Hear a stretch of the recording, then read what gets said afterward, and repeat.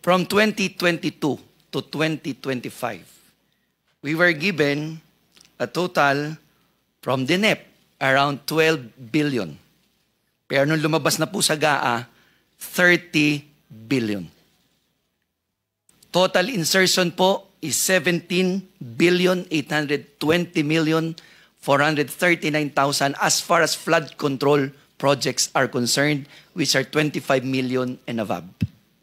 Ulitin ko po, we did not include your other projects which do not include flood control. Kaya lang po yung pagpapasalamat namin, sino po ba naman probinsyang hindi magpapasalamat na ganun kadaming pera, napalitan po ito ng panghihinayang. Well, during the Senate hearing in the past, you were discussing about existence or non-existence of a National Flood Mitigation Master Plan. Oriental Mindoro has one.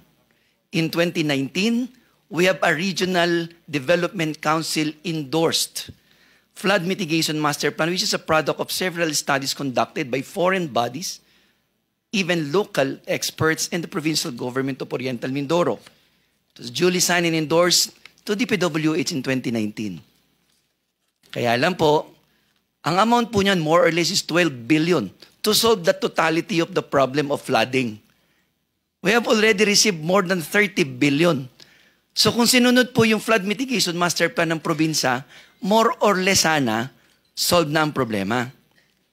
Kaya lang po, tingnan nyo po yung nangyari, 2012, 2022, baha, 2023, baha, 2024, 2025, despite the presence of more than 30 billion flood control. Bakit po?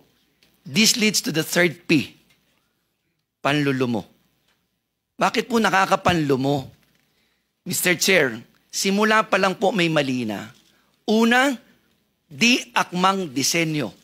San po kayo nakakita ng flood control, pero dinisenyo ng DPWH na parang gumagawa ng boulevard?